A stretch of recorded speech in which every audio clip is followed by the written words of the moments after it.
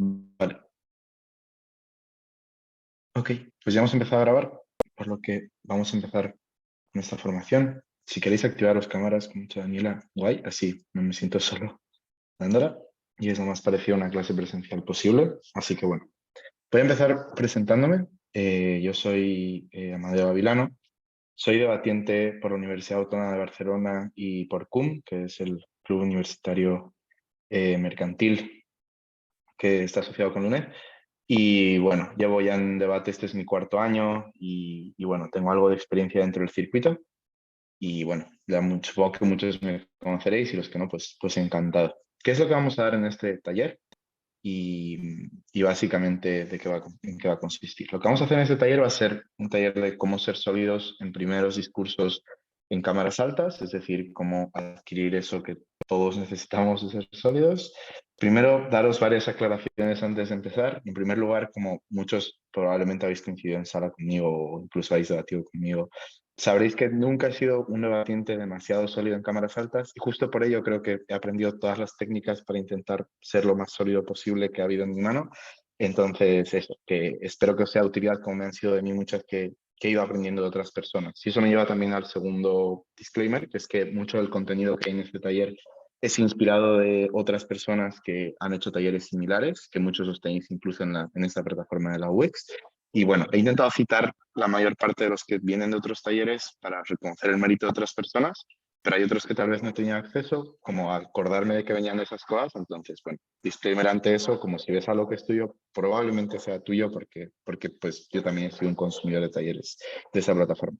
Y en tercer lugar eso, agradecer a esta plataforma porque la verdad son de mis talleres favoritos que hay en YouTube, la mayor parte vienen de esta plataforma y pues se la recomiendo a todo el mundo y los que me conocéis sabéis que estaba muy feliz y nervioso por dar un taller aquí porque es como de donde más yo he crecido como debatiente.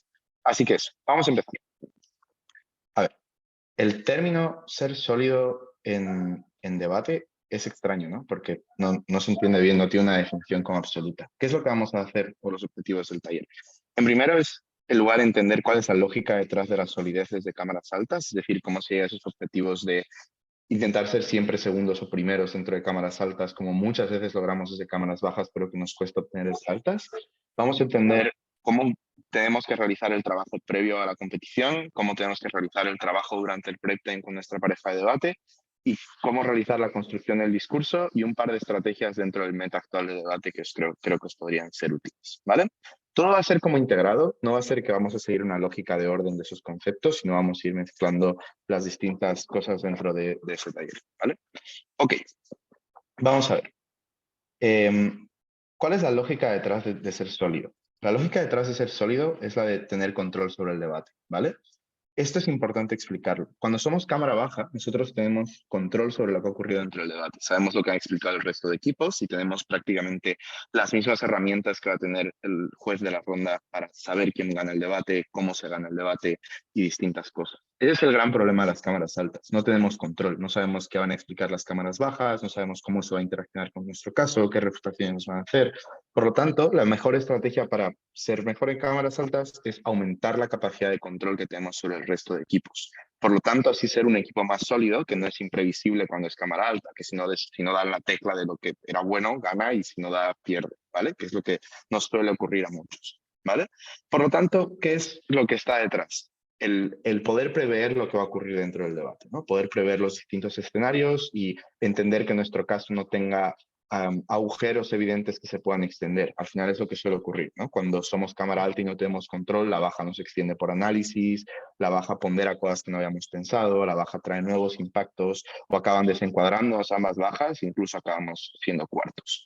Aquí hay una lógica muy importante que creo que como el circuito ha ido dándose cuenta de esto con los años, que hace tiempo no la tenía y como ahora se ha dado cuenta, y es que es una posición que te permite tener muchísimo control. Es decir, tienes muchas herramientas que tú puedes aprovechar siendo alta de gobierno o alta de oposición, que hacen que realmente no sea una posición tan grave o con tantos mitos negativos como nos cuentan, o como nosotros mismos nos construimos, ¿no? Va. ¿Qué es lo primero que vamos a ver? Lo primero que vamos a ver es cómo se tiene que cambiar el enfoque desde el prep time, que creo que es donde se ganan la mayor parte de debates y sobre todo desde altas, porque no tienes otra cosa. ¿vale? Mis prep times en la mayor parte de ocasiones, y lo pueden confirmar las parejas de debate que he tenido, muchas de ellas porque debatieron conmigo durante tiempo, siempre, muchas veces fueron el ¿qué se te ocurre? Y estar hablando como de qué cosas hay dentro de la moción, qué argumentos podemos sacar, los distintos actores que puedan verse implicados, y a partir de ahí como dejar a primer ministro construir en un cierto momento y que lo haga como él quiera o como él vea. Es una estrategia que puede funcionar muy bien, en plan, sí, ha habido veces que no ha funcionado bien, pero es la estrategia en la que menos control tienes. Vamos a ver por qué razones es en la que menos control tienes a través de las cosas que creo que sí se tiene que hacer desde el prep. Creo que el enfoque más estratégico desde el prep de cámaras altas es el análisis de la moción como en choques, es decir, ver la moción a través de qué choques va a tener o qué cosas son las más plausibles de debatir. No sé si algunos de vosotros, seguro que sí, algunos que os veo sé que lo habéis sido, pero un poco como cuando estás en un equipo de adjudicación y analizas si una moción está balanceada, qué argumentos hay de cada lado, ese tiene que ser el enfoque primario de un prep-time desde cámara alta. Pensar cómo se ve este debate, qué choques existen, distinguir si esos choques son un clash o si esos choques son solo de un lado y que tenemos que ponderar ese lado u otro y ahí empezar a construir. Por lo tanto, ¿qué es lo que tenemos que detectar inicialmente en un prep-time? En primer lugar, ¿de qué va a tratar el debate o de qué trata intuitivamente? Como lo más lógico que hay detrás del debate. Y a partir de ahí la elección de una métrica, ¿no? Es decir, ¿cómo se gana este debate? ¿Qué es lo que tengo que demostrar para ganar este debate? A eso se unen muchas lógicas que supongo que ya muchos sabréis, entre las cuales espíritu de la emoción, que sé que hay muchos que no son fans de este concepto, pero espíritu de la emoción, cargas de la prueba asociadas, como todas las lógicas en las que tenemos que pensar, las propias emociones muchas veces nos dirigen, va a ser lo primero que veamos cómo distinguir en los debates. Segundo punto, las cargas de la prueba que nos impone la moción. Vamos a distinguir cómo distinguir correctamente qué cargas de la prueba de la moción tenemos y qué truquitos hay detrás de algunas cargas de la prueba. En tercer lugar, qué choques generan contención entre ambos lados. En cuarto lugar, qué puntos son exclusivos de una bancada u otra y cómo vamos a jugar con ellos. Y en quinto lugar, que es la lógica más importante de un pre-tem, la construcción de un caso y no de argumentos sueltos. Es decir, un caso que entre sí sea coherente, un caso que responda a unos objetivos concretos dentro de ese debate. ¿Vale? Vamos a empezar. La primera pregunta que nos hacemos es ¿de qué va a tratar el debate? ¿No? ¿Cuál es el parámetro en el que se va a medir que un equipo gane o que otro equipo gane? ¿No? La métrica que se le llama normalmente del circuito.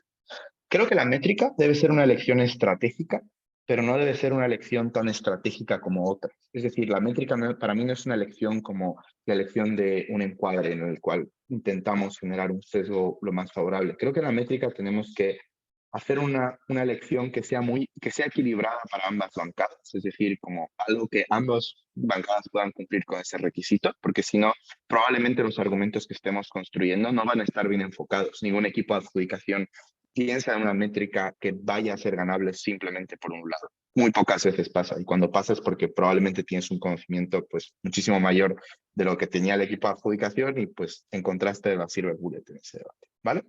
Entonces tenemos que hacer una estrategia como pensar en cómo se gana este debate, pensando en que sea un criterio que ambos equipos puedan cumplir, que sea un criterio que sea el más razonable, es decir, que de la moción sea el que más parece que es el que tengamos que cumplir, y probablemente ya estemos ganando muchos puntos gran parte de la relevancia, porque cuando elegimos una métrica que no es intuitiva o que no es la más relevante, las probabilidades no solo de no ganar, sino de ser cuarto se elevan muchísimo. Si yo elijo una métrica que solo se gana de mi lado, es muy probable que mi baja explique cómo si esa elección era una mierda y que lo que dicen oposiciones es más razonable y 3-1 me saquen del debate. Si elijo una métrica que es súper contraintuitiva, es muy probable que consigan ponderar porque esa métrica no puede ganar y también me acaben sacando del debate, ¿vale? Entonces eso. En segundo lugar, tenemos que dar justificaciones sólidas de que esa sea la métrica que es la relevante para medir el debate. Es decir, tenemos que hacer lógicas de encuadre y desencuadre, es decir, encuadrar el debate quiere decir como el foco o el marco en el cual vamos a debatir y cuál es el contexto del cual sale el debate, que hagan que ese sea el marco donde se tenga que ganar, ¿no? Dar explicaciones razonables o lo que llama Mati bombas de intuición, es decir, como dar una intuición al público al panel de por qué esto va de esto es lo que ocurre y por lo cual tenéis que ganar aquí. Aquí hay muchos talleres que son súper recomendables. Tenéis el taller de Bullón, por ejemplo, aquí en esta misma plataforma que me parece buenísimo. También hay talleres en inglés sobre framing que están súper guapos. Igualmente, si necesitáis talleres de las cosas que voy diciendo que hay talleres y os olvidáis de los nombres que digo, no tengáis problemas de escribirme por WhatsApp y os los puedo mandar. Pero ahí tenéis muchos talleres que sirven para la explicación de cómo hacemos un buen encuadre y creo que esas explicaciones pueden ayudar para las justificaciones de métrica, ¿no? Entonces, es explicarle incluso al juez que entre ya dentro de la parte de metadebate de por qué el debate se adjudica según esos criterios. Imaginar que vas a estar en una deliberación y tienes que explicar este debate se gana así. Entonces, dar explicaciones sólidas es súper útil porque en caso de que esa métrica que hayas elegido otros equipos quieran romperlas, entre el reglamento y tus explicaciones va a ser muy difícil que te las rompa, porque el reglamento es muy estrecho con respecto a cómo se puede romper una métrica o justificar nuevas métricas. E igualmente, cuando tú ya has explicado algo, romper esas explicaciones suele ser bastante complicado, ¿vale? Ok, vamos a ver trucos. Aquí hay una pregunta de Daniela. Te voy a dar micro, espérate. ¿La has dado sin querer o igual no? No sé. Te doy micro. No, sí, creo que con este ejemplo puede ser más útil, así que no te preocupes. Sí. Ah, vale, ok. Vamos con un ejemplo, ¿no? Aquí lo que he hecho yo es pillar las mociones del Nacional de España que ha sido este fin de semana, de las rondas no eliminatorias, para mostraros que realmente el buscar la métrica del debate suele ser muy sencillo, como las mociones suelen decirte implícitamente en la infoslide o en la moción cuál es la métrica, ¿vale? Aquí lo que hice fue analizar las 8 mociones del torneo y me di cuenta de que en 7 pues la métrica es prácticamente explícita y en la que no lo ves pues la tienes que buscar, ¿no? Vale, vamos a ver las mociones. Por ejemplo, en la primera moción en la que se dice esta casa como una persona joven que quiere mejorar su sociedad en un país autoritario, trataría de hacerlo pues unidos al partido o a los grupos disidentes dentro del país, ¿no? Si os dais cuenta aquí, la métrica es muy sencilla de intuir, es cuáles son los intereses que tiene un joven dentro de un país autoritario. Entonces, la explicación de esa métrica, es decir, la moción nos está diciendo que es la explicación de los intereses de un joven que quiere mejorar la situación de su estado, es explicar cuáles son los intereses y las situaciones de mejorar, ¿no? Es sencillo, ahí tienes que encuadrar como los estados autoritarios que quiere ese joven, ¿no? En segundo lugar, la segunda moción del torneo, esta casa considera que el cambio de la postura con respecto al Sáhara es positivo para España. Había una infoslide larga sobre el cambio de postura. Si os das cuenta, la métrica también es súper implícita. ¿Es positivo o no es positivo para España? Ganará el debate el equipo que demuestre que es más positivo que negativo para España. Ya a partir de ahí, pues, se generan otro tipo de choques, pero si os dais cuenta ya la moción nos está diciendo cómo se gana el debate. Probablemente el equipo que salga y diga, esto gana el debate el equipo que demuestre dónde se respetan más los derechos humanos en Marruecos, sería súper desencuadrable, porque va a salir baja y va a decir, no, esto va de España. Cuarto, ¿vale? Ok.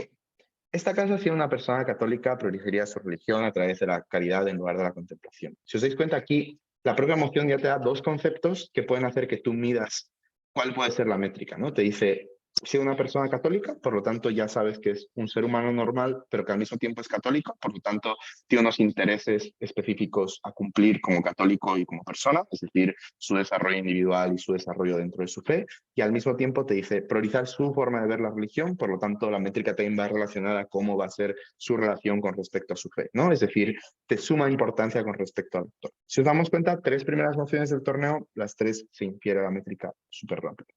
Cuarta moción, que no era la cuarta, he puesto los ejemplos más explicativos, creo, porque había otros que ya lo aclaraban directamente, como eran de actor muchas, entonces no las elegí.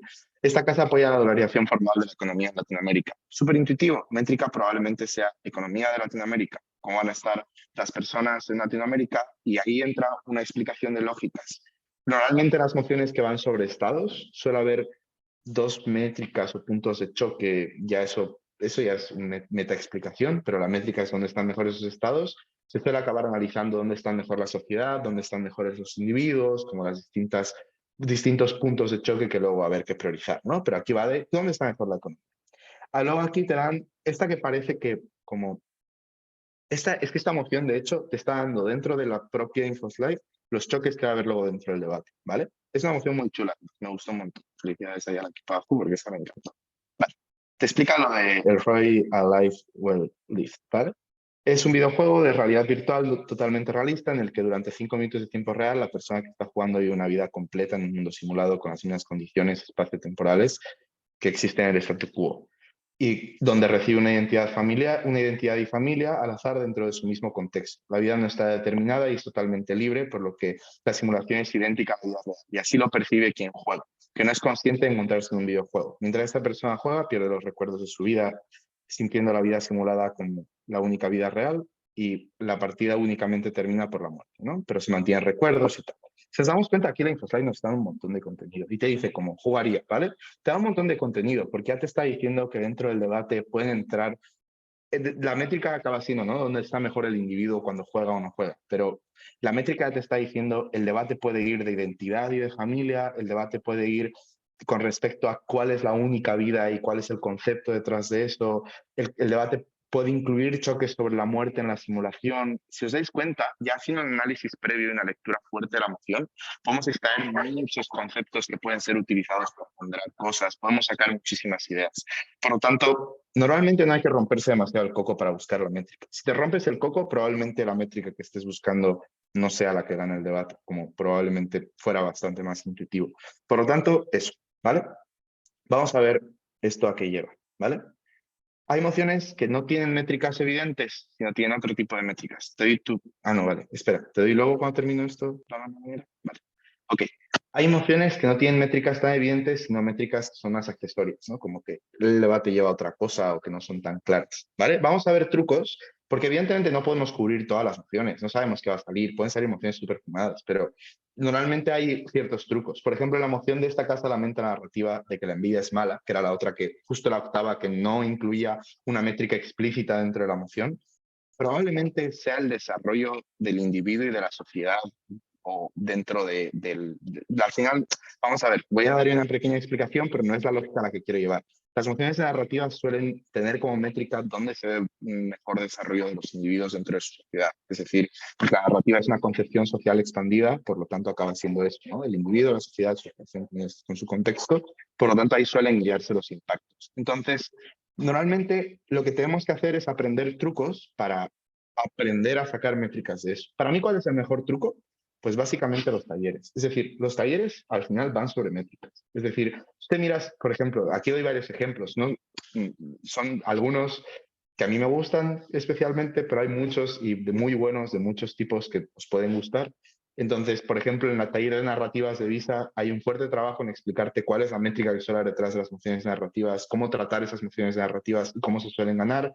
En los talleres de economía te suelen explicar las métricas de mociones de economía, como tal vez donde hay un mejor desarrollo económico, donde se reduce inflación, determinando de cuál es el fraseo. En el taller sobre China de Leo Grajeda, por ejemplo, hay métricas, la métrica de debates sobre China o métricas de debates sobre países en vías de desarrollo. En el taller de religión de Mati tienes un montón de métricas sobre debates de religión que te está exigiendo que debatas una moción sobre la Iglesia Católica, específicamente una moción sobre el creyente. Por lo tanto, para mí un mejor mecanismo para detectar fácilmente métricas es dos. Uno, ver muchos talleres y dos, informarte por tu cuenta. Al final el taller es una forma de sintetizar la información que tú puedes obtener leyéndote libros, papers, las distintas cosas que nos leemos en debate, pues los talleres es gente que ya lo ha hecho y que te explica como esas lógicas, ¿vale? Además, creo que los talleres van muy bien porque tienen una lógica autoconfirmatoria detrás. Es decir, probablemente los jueces hayan visto talleres también. Los jueces también han debatido mucho. Entonces, probablemente compren ese tipo de criterios. Si un taller de alguien de prestigio reconocido y un taller que veas que tiene muchas visitas, probablemente te lo compren. Entonces, os recomiendo mucho para eso ver los talleres y de los talleres hacer el trabajo de tener una libretita al lado y extraer métricas de debates debates de ese tema, ¿no? Como eso. Sí, hay un taller muy bueno de sentimientos. Chelu, si quieres te lo paso por privado. No me acuerdo del nombre de quién era, pero es muy bueno. Sí. Vale, no sé si alguien quiere preguntar o aportar algo. Daniela, te doy ahí.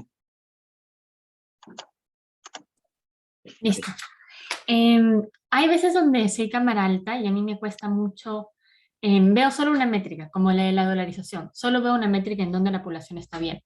Debo entrar en pánico cuando solo veo una métrica y no logro ver dos o tres, porque yo me preocupo porque me digo, no sé cómo ponderar esto porque no sé cuál es la otra métrica que podría salir en baja. Vale, está bueno, sí. Para mí, uno no tiene que entrar en pánico porque tiene que tener mecanismos que le preparen para enfrentar ese tipo de situación, porque probablemente uno sea consciente de que la relación entre los individuos no sea como el único punto que pueda haber o relevante, entonces tiene que analizar. Vamos a ver en ese taller como mecanismos para analizar eso, pero en caso de que uno no lo encuentre, creo que el trabajo que uno tiene que hacer es en la ponderación de esa métrica. Es decir, Si tú tienes dudas con respecto al criterio que estás diciendo, el esfuerzo de argumentación de por qué esa es la métrica del debate tiene que aumentar a ser prácticamente la parte central de tu caso. Es decir, yo conozco debatientes que dedican casi 3 o 4 minutos en salas muy altas a justificar la métrica que van a decir. Entonces, si tú tienes dudas con respecto a que eso sea la métrica o no has detectado otras formas en las que se puedan en el debate, sales y explicas por qué en la dolarización lo más importante es la relación entre individuos y me da igual prácticamente otras cosas. Entonces, das explicaciones súper concretas de por qué es lo más importante. En lo mismo, probablemente los talleres ayuden, porque los talleres dan muchos mecanismos de ponderación de otras cosas por encima de otras. No sé si con eso resuelvo. Perfecto. Ah, no puedes. Sí, sí, vale. Ahí. Vale.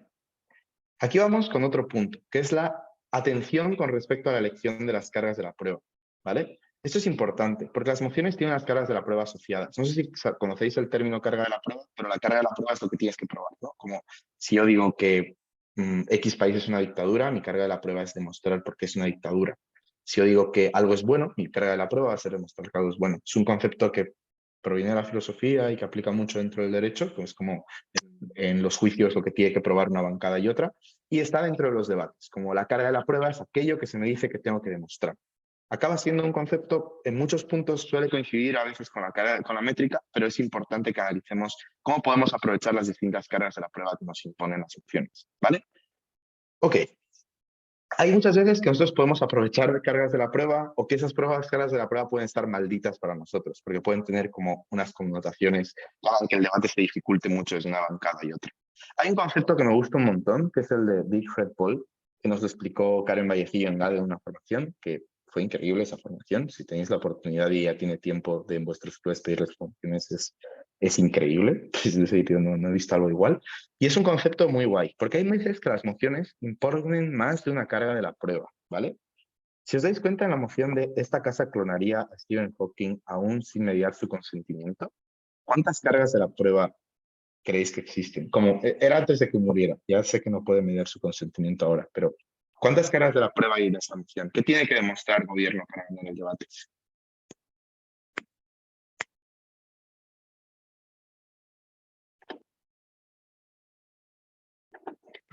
A ver si alguien levanta la mano. Si levantáis.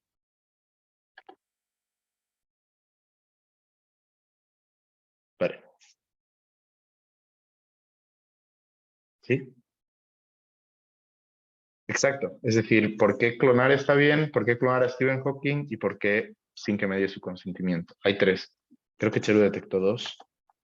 Pero sí, entiendo que en la de por qué Stephen entra al clonar, ¿no? Tú puedes debatir, tú desde gobierno tienes que mostrar que las 3 cosas están bien, pero tú desde oposición puedes hacer una elección de carga de la prueba muy estratégica. Es decir, tú puedes decir, de la Big Red Ball, de las 3 palabras, que era como nos lo explicó Carmen, como tú puedes elegir simplemente atacar una o atacar 2 o atacar las 3 incluso, pero tú puedes exigirle al gobierno que demuestre por qué las 3 están bien. Por lo tanto, yo en un debate como estos desde oposición, yo puedo decir, está perfecto que clones a Stephen Hawking, te concedo el análisis de por qué está bien, pero lo que tú tenías que demostrar como gobierno es por qué clonarlo sin su consentimiento está bien. Que haya falta de consentimiento lleva a estos problemas. Donde, si os dais cuenta, hay mociones que implícitamente nos da una estrategia clara como Cámara Alta, que muy sencilla muchas veces de hacer ganar debates, porque implica, primero, descartar gran parte del contenido de tu alta, es decir, de la alta contraria. Si eres alta de OPO en este debate, descartas gran parte del contenido de alta de OPO de por qué clonar a Stephen Hawking es bueno. Guiar el contenido de la otra alta a, por ejemplo, demostrar por qué ese que sea bueno pondera con respecto al su consentimiento. Y también comprometes a tu baja a eso, porque si tú demuestras que eso está bien y explicas por qué está bien lo de gobierno, baja no va a poder salir y decir, mi alta no asume todas sus cargas de la prueba. Tiene que seguir ese encuadre de es sin que me dé su consentimiento de lo que está mal. Por lo tanto, probablemente os dé un muy buen escenario para ganar debates el daros cuenta de este tipo de cosas. Eso también ocurre en mociones políticas. Ahora te daré la palabra, te lo termino. Te la doy. Y emociones políticas ocurre de forma muy llamativa. Ahora los equipos de adjudicación como están como muchas veces solucionando esto, cambiando el fraseo a esta casa prefiere X y ya está. Como te dicen, esta casa prefiere el sistema de reparto cívico, pero esto, ojo que muchas veces pasa. Hay muchas veces que a nosotros nos presentan mociones políticas en las que la InfoSlide tiene como muchísimos conceptos, es decir, tiene como, em, digamos, el mejor ejemplo es el que he puesto. Esta casa aplicaría el sistema de reparto cívico. Esta era una moción que salió en la primera regenta, en la que la Infosite te decía, el sistema de reparto cívico es un sistema por el cual el presupuesto de los partidos se hace por un reparto en el que, en primer lugar, la población elige la cantidad de dinero que dan a los partidos, la población elige regularmente, semanalmente, darle ese dinero, la población puede modificar su reparto cada semana, la población puede, como te daba 10.000 cosas que la población podía hacer con ese dinero, punto por punto. Y te decía, esta casa aplicaría el sistema de reparto cívico. Si os dais cuenta, aquí el reglamento nos da un trick súper guapo. Tú en las mociones políticas tienes opofía. Es decir, tú como oposición puedes decir, hago otra medida. Si la moción te da como 10 medidas, te das cuenta de que el gobierno, si tú quieres, tiene 10 cargas de la prueba. Si tú puedes elegir o defender al statu quo o decir, vale, no hago esto por este punto y aplico igual la medida porque tengo opofías para aplicar medidas, pero por ejemplo, en esta moción con mi compañero salimos y dijimos que fuera que el dinero de cada persona valiera lo mismo y que no hubiera un reparto condicionado, por ejemplo, en España, las distintas comunidades, y que el dinero se diera semanalmente era lo malo y hacía que la moción no aplicara y que nos daba igual el resto de puntos positivos del otro lado porque los podíamos tener de nuestro lado a través de un contramodelo. Entonces, ahí el reglamento se está dando una forma muy estratégica de hacer que el gobierno prácticamente se quede fuera. Tú como líder de oposición tienes ahí una gran herramienta para hacer ese daño. Muchas veces, y lo que pasó en la mayor parte de salas en ese torneo, fue que oposición decidió defender el statu quo. Pero si os dais cuenta, el reglamento te da la oportunidad de que cuando es una moción de política le presentes un contracaso. Entonces, darse cuenta de este tipo de cosas es muy estratégico. Porque si te das cuenta como primer gobierno, te puedes prevenir de esos daños. Es decir, ya tu análisis va a ir guiado a demostrar las tres cosas. No vas a perder un montón de tiempo en probar una y dejarte otra. Si, por ejemplo, te sale la moción del reparto cívico, puedes hacer análisis de cómo los puntos son interdependientes entre sí para tener acceso a esta medida política. Es decir, puedes dar explicaciones que hagan que ese tipo de desencuadres no funcionen. Y si eres oposición, es que es una forma que puedes aprovecharte de equipos súper buena. Es decir, puedes destruir a equipos muy fácilmente si la moción está con esas debilidades en cuanto a lo que tienen que defender los equipos y ellos se han dado cuenta. Puedes elegir esas debilidades en moción política como Pofiat y destruirles. Ocurre bastante más de lo que parece. Entonces, en el prep time es muy recomendable con tu compañero, cuando sale la moción, típico que estás caminando hacia el lugar donde se debate o en el virtual los primeros minutos, decir, ¿vale? ¿Qué tipo de moción es? ¿Hay algo llamativo dentro de esta moción? Pararse a pensar eso, porque muchas veces no nos paramos a pensar y nos encontramos con que había una estrategia súper sencilla para ganar que decidimos no seguir y nos salió caro, ¿vale? Chelu, te voy a dar palabra, espérate. Ahí. Vale, a ver, con la modificación, bueno, no sé si es la modificación, pero creo que sí, de los últimos cambios del manual, lo que tiene que oponerse oposición ahora es a la totalidad. Entonces, no sé en cuántos debates aplica la primera parte de la estrategia que has comentado, porque, por ejemplo, en la regenta, uno de las mociones que ha habido ahora, que era lo del tema del dinero que venía del banco afgano que estaba en Estados Unidos tenía que dirigirla hacia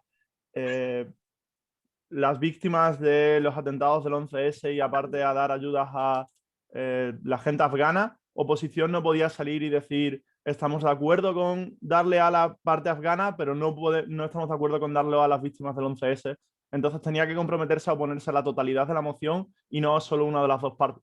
O sea, no hacía falta. Sí. O sea, lo discutí con Marcela, lo discutí con Javi, lo discutí con Gorka. O sea, es una nueva de las mierdas del manual, entonces tened cuidado porque hay gente que, depende de quién os juzgue, sí que es... O sea, es una discusión que hay en el circuito, a mí me parece una mierda. Realmente eres oposición, deberías poder negarte solo una de las partes, pero dice el manual que te tienes que negar a la totalidad de la moción. Es decir, para mí tú como oposición puedes explicar por qué estaría muy bien que esos 7 billones, creo que eran, se inviertan solo para afganos. Que la medida es muy problemática por el hecho de que estén esos 3,5 y explicar por qué se ha hecho como hace daño. En plan, como me parece raro que tú tengas que decir por qué darle 3,5 a unos, 3,5 a otros estaría mal. Yo estoy de acuerdo con lo que estás diciendo, pero ahora te obligan a hacer lo otro. O sea, no sé. Discútela con Javi Lara, es una discusión constante que tenemos. Lo voy a discutir con Javi, pero no sé, no lo veo, Sí, no lo es veo una muy gilipollez. razonable. Yo estoy de tu lado, pero que tengan cuidado porque hay gente que quiere que te pongas a todo. O sea... Sí, tened cuidado, hay gente que quiere que os opongáis a todo. Yo como creo que no, dentro de la estrategia tú puedes asumir simplemente destruir una cosa. Es decir, como quieren que os opongáis, es que me parecería muy raro que a ti te den un debate por perdido por decir como no, te tenías que oponer también a que se clone. O sea, como no, ¿para qué pones si no sin que medie consentimiento? Como para mí sí, como tened cuidado y preguntemos. Yo voy a preguntar, porque dentro del nuevo reglamento creo que no se infiere eso de lo que se ha establecido dentro de las mociones. Pero sí, como está bien preguntar e informarse, pero yo creo que como probablemente no, como no vaya a ser. Claro, es lo que dice Flavio, para mí eso es la interpretación lógica, pero igual está bien, pues es buena idea preguntar a las personas de la FUDCMUDE y a las personas que estén dentro de esa postura. Gracias, Chel, buen punto de vista. Y luego creo que hay mociones que te ponen cargas de la prueba que puedes evitar y que a veces nos hacemos cargo porque sí, ¿vale? Os doy ejemplos. No se me ocurrían ejemplos buenos, entonces os los voy a decir yo, ¿vale? Como, y a ver si lo entendéis. Si alguien no lo entiende y se le ocurre un buen ejemplo, ahí espera, Cheru, otra vez. ¿Cheru? Igual se lo has No, equivocado. no quería nada. Perdón. Ah, vale, vale. Ah, si te has quedado con la mano levantada. Vale, vale, perdón. Ok, vale. Hay mociones que imponen cargas de la prueba específicas y que nosotros decidimos ignorar y defendemos otras cosas. Por ejemplo, mociones que te dicen, esta casa apoya X acción de X agente político dentro de X país, o mociones que te dicen, esta casa apoya X modelo de invasión dentro de X país. Entonces, por ejemplo, decidimos defender que ese movimiento es bueno y que ese movimiento es malo, o defender que ese tipo de acción política es buena o es mala. Cuando la moción realmente te está dando una carga de la prueba concreta, que es defender que ese movimiento haga bien dentro de ese Estado o que esa estrategia política funcione bien. Es decir, si nos damos cuenta, cuando las mociones se geolocalizan dentro de la moción, ¿no? No como que sale primero de se localiza, es obvio que no. Cuando las mociones se geolocalizan, se centran en un actor, muchas veces los equipos deciden analizar la moción en abstracto y como eso te hace débil, porque primero te pones una carga de la prueba muchas veces más grande, porque decides demostrar algo que es más difícil de probar en muchas ocasiones, y en segundo lugar te hace muy vulnerable a bajas. Quizá una baja y diga, esto se extiende por exclusividad o uniqueness, digamos, dentro de la moción, y este debate realmente va de eso, y explica como las condiciones concretas dentro de ese estado. Entonces, probablemente las mociones muchas veces en sus cargas de la prueba concreta no se vayan a distinguir bien de qué se va a debatir, y sea un buen truco para usar como alta de gobierno, ¿vale? O como alta de oposición, como dentro de los primeros discursos, ¿vale? Ok, sigamos. Vamos a ver ahora la identificación con respecto a los choques dentro del debate, ¿vale? Ese es un trabajo que se tiene que hacer dentro del prepa. Yo os voy a dar una forma de hacerlo, que puede ser que os vaya bien o puede ser que os vaya mal. A mí me fue bien durante mucha parte de mi carrera como debatiente, pero es como muy, muy importante hacerlo. La moción que veíamos antes, esta casa como una persona joven que quiere mejorar su sociedad entre un país autoritario, trata de hacerlo o por el gobierno o por la oposición, ¿vale? Si nos damos cuenta aquí, creo que la métrica es súper intuitiva, ¿no? Donde se cumplen mejor los objetivos del joven que quiere mejorar su sociedad. Entonces, aquí hay como varios clases que se pueden intuir. Si tú lees esta moción, piensas, probablemente vaya de dónde obtengo cambios, entonces la capacidad de agencia en generación de cambios y la seguridad personal. Si os dais cuenta, a mí son como los clases más intuitivos que se me ocurren, ¿no? Como dentro de un Estado que es autoritario, dentro de la política, hasta qué punto estoy seguro, estoy segura mi familia y hasta qué punto tengo una capacidad de generación de cambios, ¿vale? Entonces, aquí, ¿cuál es la estrategia que seguimos con Isabela normalmente y que yo empecé a seguir con... Mira, yo os explico el contexto de mi carrera como debatiente, creo que puede ser útil.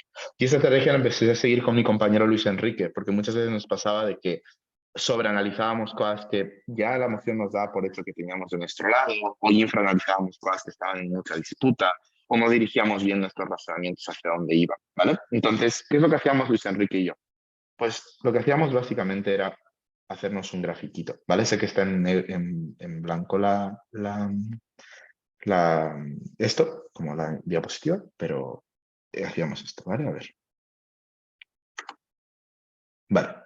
Aquí voy a necesitar colaboración de todos, porque va a ser como de que todos trabajemos juntos. Tengo una letra horrible y más dentro de un ordenador como haciendo esto, así que como no os asustéis. Vale, vamos a pensar. ¿Qué puntos de gobierno se os ocurren dentro de esta moción? así rápidamente, como ideas que penséis como gobierno puede explicar esto.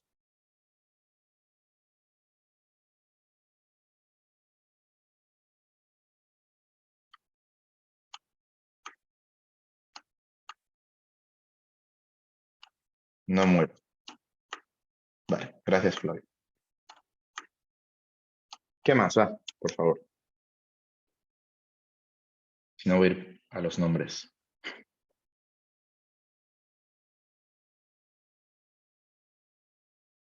Va, chat, decidme qué se os ocurre. Vale.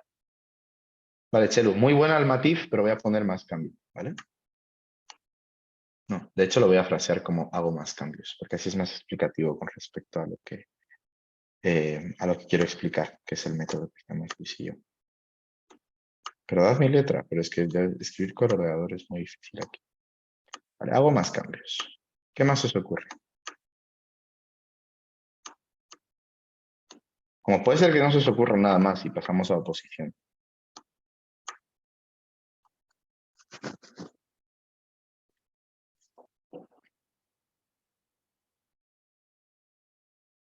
Beneficios personales, ¿vale?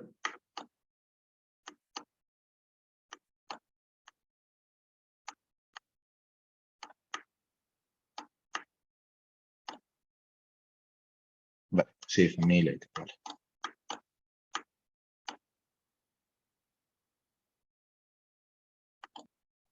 Vale, ese es de Oppo, ¿no, Adam?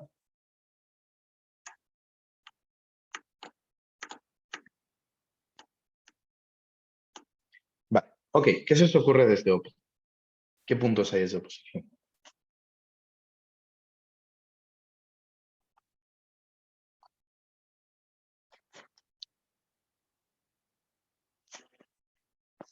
De hecho, no es hago más cambios, hago cambios, ¿vale? Vamos a hacerlo así. Vale, desde Oppo hago cambios, ¿vale? Voy a acelerar el procedimiento. Desde Oppo también hago cambios, de alguna manera u otra algún cambio.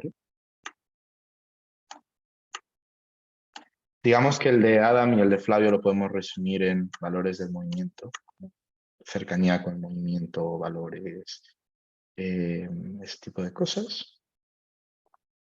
¿Vale? ¿Algo más os ocurre?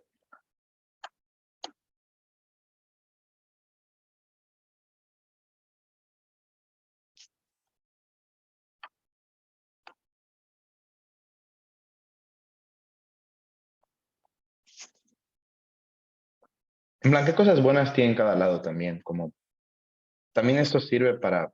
Vale, ahora os voy a explicar cómo funciona el método. Pero, ¿no hay ninguna pregunta más? Como ninguna opción más. Vale, si no la hay, hago esto. Vale.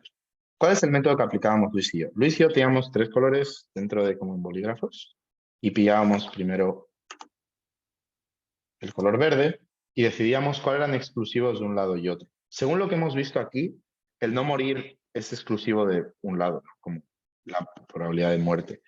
Aunque yo como lo pondría en amarillo, porque creo que de ambos lados se puede explicar cómo es que hay probabilidades de que hay riesgos para tu seguridad. Como si explico desde oposición que dentro de los propios partidos autoritarios hay lógicas de ataque entre ellos, como ambos lados lo comparten, ¿no? Vale. La probabilidad de hacer cambios está de ambos lados. Además ya lo he detectado, ¿no? Puedo hacer cambios de ambos lados. Entonces lo pongo con este tic amarillo. Yo lo pongo así porque me gusta poner como el tic. Y los beneficios personales son exclusivos, ¿no? Como los que decía Flavio y vos. Vale. Entonces, hago cambios. Aquí no es exclusivo, lo tenemos con este tic. Así. No, este no era. Vale. No sé por qué se me ha puesto en verde. Esto tiene que estar en amarillo. Vale. Es que como tengo la barrita de control de la llamada aquí, se me pone justo encima de mi amarillo. Vale, no sé por qué imaginaos que esto es amarillo, ¿vale? Voy a poner el mismo logo. Bueno, de hecho, voy a cambiar de color a ver si es solo el amarillo el que tiene problemas. Sí, mira, solo es el amarillo el que tiene problemas. Vale, entonces... No, perdón. Ay, Vale. Por eso os digo que soy fatal con la tecnología. Vale, y el de los valores es verde, ¿no? Como es el único lado en el que defiendo esos valores, tengo cercanía con las personas del movimiento y etcétera, ¿vale? Imaginaos que se os ocurre el punto de me quedo en mi país, ¿vale? Algunas cosas de ese estilo que XD, me quedo en mi país. Si os dais cuenta, es un punto no exclusivo. Me quedo en mi país en ambos lados lo comparten, entonces a este le vamos a poner una crucecita roja. Vale, ok. Entonces, ¿qué he hecho con esto? ¿Vale? Distingo cuáles son los puntos exclusivos de una bancada, los puntos exclusivos de la otra, y cuáles son puntos en contención. Es decir, puntos que tienen razonamientos de un lado y otro, que hacen que se obtenga ese beneficio de ambos lados, y que tienen diferencias dentro de la obtención de ese beneficio. Y luego los puntos simétricos, como puntos que ambos lados comparten, por lo tanto los tacho, en plan como, vale, esto no me importa nada. Entonces, esto sirve muchísimo. Porque entre las mociones de preferencia, muchas veces, o mociones de mundos incluso, me dan escenarios en los que obtengo beneficios de ambos lados, pero los beneficios de un lado son mejores que los de otro, o hay beneficios que se obtienen exactamente igual, o hay beneficios que son exclusivos. Por lo tanto, distinguir cuál es cuál sirve de muchísimo para hacer esos primeros discursos en altas. ¿Por qué?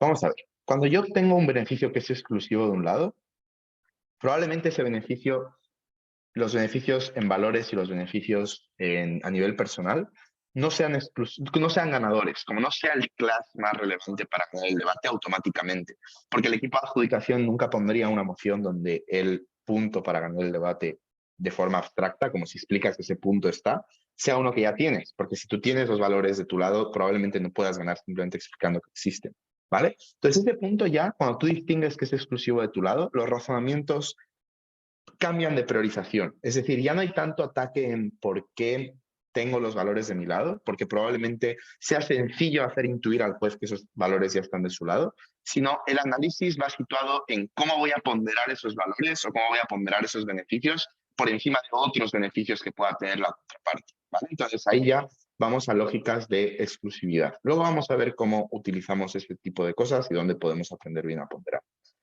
Luego vamos ahora con los que estén en amarillo, ¿vale? Esto nos lo tenemos que imaginar en amarillo, este está en amarillo y este está en amarillo, ¿vale? Si nos damos cuenta, la capacidad de hacer cambios y la capacidad de no morir, la seguridad personal, ambos lados la tienen, pero es distinta. Es decir, la forma en la que tú no mueres en gobierno y yo, pues evidentemente distinta. Yo en mi debate, por ejemplo, en mi estrategia, yo era oposición, parte de mi estrategia fue explicar cómo la seguridad personal no era tan, tenía dificultades de su lado y de mi lado tenía formas de mantenerse, porque sabía que era un punto muy fuerte de gobierno. Entonces es una forma de acercar ambas cosas, que no parezca que el otro equipo me gana por tanto. Entonces mis explicaciones aquí no van guiadas a por qué tengo seguridad personal, sino por qué mi seguridad personal es mejor de un lado que del otro, por qué tengo acceso a unos mecanismos que el otro lado no tiene. Entonces ya cambio la forma en la que razono durante el prep time. Ya no es como tengo esto, sino como ¿por qué tengo esto diferencialmente del otro lado? Es lo que yo llamo cláusulas de exclusividad. Como si se difunde ese concepto sería súper feliz. Yo llamo cláusulas de exclusividad muchas veces a las explicaciones de por qué algo es exclusivo de un lado, qué condiciones distintas tienen al otro lado y la ponderación de por qué esas condiciones distintas son mejores, ¿vale?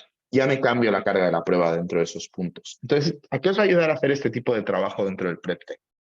Como no recomiendo hacerlo en el primer torneo al que vayáis, como sentaros y hacer el prep time así. Obviamente no va a funcionaros a la primera, porque en debate se aprende a través de la consolidación. Es decir, tenéis que hacerlo mucho y ya va a llegar un punto en el que ya lo tengáis automatizado. Como Isabela y yo ya no hacemos esto. Lo hacía yo con Luis Enrique cuando era más principiante.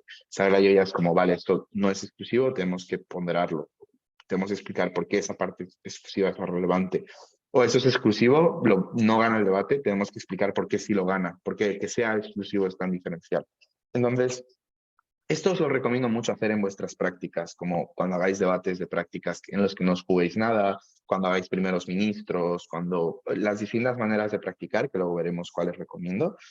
Pero cuando hagáis esas cosas os recomiendo seguir este tipo de métodos, al menos probarlos, porque os pueden ir muy bien. Como hacerlo durante semanas puede hacer que ya lo tengáis consolidado y como ya distingáis choques. Cuando nosotros pensamos en abstracto puntos de un lado y puntos de otro, si son exclusivos o no, si te das cuenta, estás desbloqueando métricas y choques.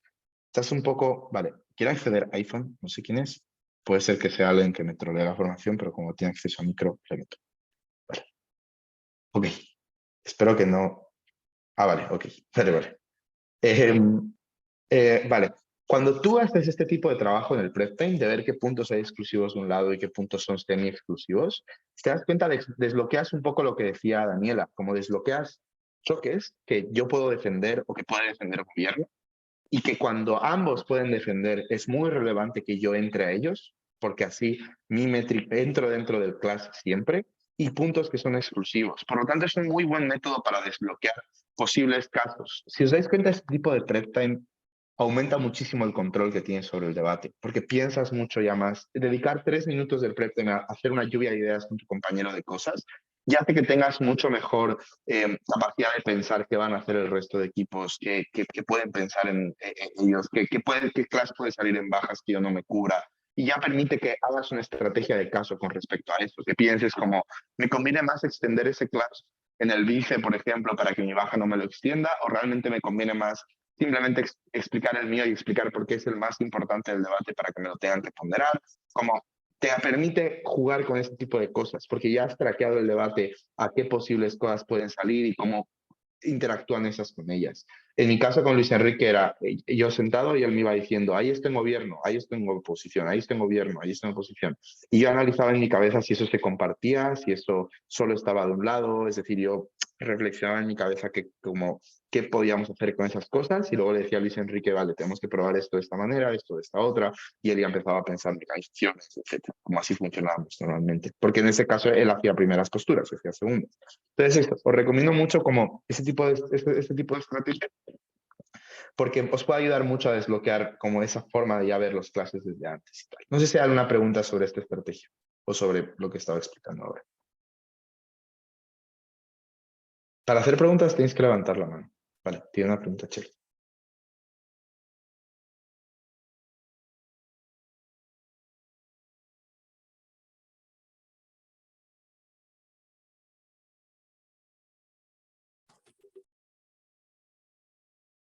Sí, si sois bloqueados podéis tirar por desarrollo personal del actor. Es una métrica que está muy de moda dentro de debate actualmente, como hay muchos equipos que sacan desarrollo personal del actor donde igual el debate. No os lo recomiendo porque probablemente hay otros mecanismos de desbloquearse mejores. Para desbloquearse hay muchos talleres muy buenos. Hay un taller de Ángela Portocarrero bastante bueno sobre emociones en las que no tienes ni idea. Hay una moción de construcción de caso, creo que de Diego Duarte, que también es muy bueno. Hay una formación de Juanita también, esa es mítica, es como la de CEMUDE 2020 de Juanita sobre construcción de caso, en la que te da como casos típicos que hay emociones. Eso os va a ayudar a no estar bloqueados dentro de prep times. Vale, vamos ahora con cómo vamos a actuar con los puntos exclusivos, porque ya hemos visto un poco con cómo nos ocupamos de los que claseamos con los puntos exclusivos. Vale, me doy cuenta de que hay un punto que no tiene contención con mi bancada. Lo importante es pensar cómo ponderarlos, ¿vale?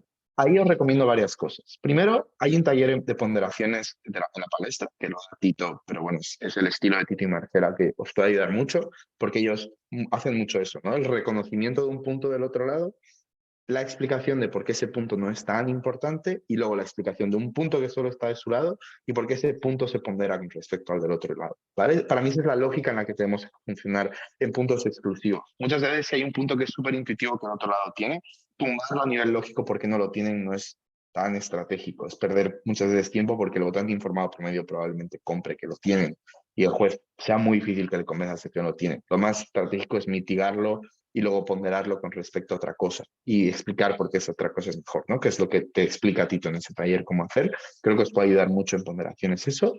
Luego también hay un taller de Carlota Delso, que me olvidé de ponerlo, perdón, Carlota, sobre cómo ponderar, sobre cómo ser relevante dentro de un debate, que es justo aquí en la web, es súper recomendable y también os lo podéis mirar. También hay muchos talleres, los talleres que se explicaban de relaciones internacionales, tipos de emociones, también dan ese tipo de lógicas. Hay como talleres específicos de cómo ponderar una cosa a otra. Igualmente, si tenéis más dudas y queréis acceder a más talleres, no dudéis en preguntarme. Tengo bastantes talleres de cada tipo de historia. ¿Vale? Entonces, eso, tengo que ponderar mi lógica por encima de la del otro. Tengo que dar un criterio por qué esa cosa importa más que la otra o por qué esa cosa importa menos, ¿no? Básicamente eso. Cambia la estrategia. Si en cambio es un punto de contención, tengo que intentar ganar ese punto. Tengo que intentar demostrar por qué por ejemplo, la capacidad de hacer cambios, la forma en la que el actor percibe esos cambios son mejores con respecto a la forma en la que lo percibe del otro lado, ¿vale? Y ahí vamos a ir con la opción de antes. En esa moción, Isabela y yo hicimos ese trabajo. Entonces nos dimos cuenta de que había 2 clases en capacidad de generar cambios y en seguridad personal. Entonces lo que decidimos fue, primero vamos a... ¿Qué vas a probar, Amadeo? Vas a probar, ¿qué es lo que me queréis saber, ¿no? Vas a probar la capacidad de generar cambios, vas a probar la seguridad personal. ¿Cómo vamos a ganar esas 2 clases? Vamos a explicar cómo se siente el actor con respecto a esos cambios es mejor de mi lado. Por lo tanto, ¿qué valor teníamos exclusivo? Los valores. Cómo se sentía con el colectivo, cómo se sentía con el cumplimiento de sus propios valores dentro de la democracia, cómo del otro lado estabas obligado a hacer cosas negativas. Por lo tanto, salimos y dijimos, mira, de ambos lados tenemos capacidad de hacer cambios y explicamos por qué de su lado había menor, por qué de mi lado había mayor. Que podía ser que no, yo creo que desde gobierno se pueden hacer más cambios. Pero bueno, explicamos por qué podías hacer cambios de ambos lados y por qué los cambios de su lado suponían un backlash para el actor muy negativo y por qué los cambios de nuestro lado suponían, ¿no?, como un punto extra positivo. Y ahí ya teníamos el planteamiento de estrategia. Ya sabíamos por qué teníamos que probar eso y por qué eso que teníamos que probar llevaba a otra cosa que era lo que ponderaba y hacía que gane el otro clash. Y luego vimos el de seguridad personal. El de seguridad personal que probablemente sea más exclusivo de gobierno, como es más fuerte en gobierno, y simplemente la estrategia era vamos a dar mecanismos de por qué las seguridades de gobierno se ven menos fuerte de lo que parece y así mitigamos la relevancia de ese impacto. Y salió Isabela e hizo una ponderación de por qué el margen por el que gana este clase es tan grande, y por qué el margen por el que ganan ese sería más pequeño, por qué me importa ese margen del que tengo por qué incluso aún sin ese margen ese clase es más importante, las típicas ponderaciones que luego se tienen. Os recomiendo ahí, hay muchos talleres, por ejemplo, hay talleres de látigos que tratan muy bien cómo ponderar clases. Diría que el taller de Mati Vergara también aquí en UX sobre látigos es magistral en eso. Como no os puedo explicar yo cómo ponderar y cómo hacer todo esto dentro de un solo taller, pero la lógica básica es esa, entender por qué algo es mejor que otra cosa y dar criterios por los cuales esa cosa sea mejor. O porque ese criterio que he dado para ponderar que esa cosa es mejor, que es lo que suele llevarse ya a la meta debate, meta ponderación, meta métrica, lo que fuera, acaba siendo mejor que el del otro, ¿no? ¿Vale? Entonces, eso. Te sirven para tener una estrategia mucho más planteada de lo que pueda ocurrir en el debate, ¿vale? Ok. Vale. Antes de esto, una explicación, que para que no se me olvide, que creo que está más adelante, pero igual me olvido luego de dar. ¿Cuándo distinguimos que existe un clash que la alta contraria no responde? Como existe el clash de hago cambios. Alta de gobierno no responde a que hace cambios. Simplemente dice que no muere. Igualmente entramos a ese clash, ¿vale?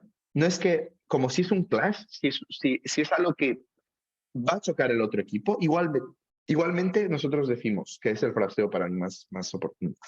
Probablemente el mejor gobierno o el mejor gobierno posible demostraría que esto puede existir de su lado.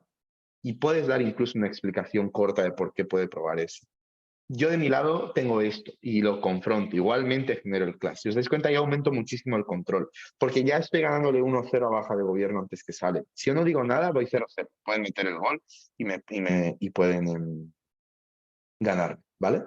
Entonces eso, como si veo que hay un clash que puede salir, que no estoy prediciendo, da igual que lo reveles, da igual que le des una idea baja de gobierno, porque probablemente la va a tener igual y si no la tiene, probablemente tampoco pueda en el tiempo de que tú dices eso, construir la idea tan bien como para ganarte.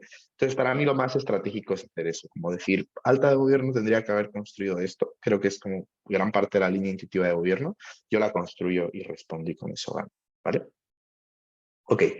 Y por otra parte, cuando son puntos exclusivos que tenía la bancada contraria que no explicaron, creo que también es muy importante que ataquemos esos puntos exclusivos de la bancada contraria antes de que puedan explicarlos. Como digamos, existe este punto dentro del debate que probablemente sea el mejor caso de gobierno. No voy a refutar directamente, no pierdáis tiempo en hacer preventivas porque creo que tienen ciertos problemas a veces de que sean efectivas del todo. Hay un taller de Vergara de látigos, creo, donde lo explica muy bien. No de altas, pero donde lo explica muy bien. Pero creo que sí lo que es importante es ponderarlos previamente a que hayan salido. Como aunque no lo hayan explicado, me voy a ponderar con el clash de los valores, por ejemplo, si soy gobierno, porque así ya estoy sumando mucho control del debate, ya estoy adelantándome a movimientos que puedan hacer las bajas y ya estoy sesgando al juez con respecto a que esto es mejor de mi lado. Ya la construcción que tiene que hacer el equipo de rival es mucho más sofisticada y mucho más fuerte. Y aunque nos ganen, probablemente nos ganen con ambos equipos con más speakers, una comparativa más cerrada y probablemente sea mejor en todos los ambientes, ¿vale? Ok. Vamos ahora con respecto al punto de confianza en el primer ministro, ¿vale?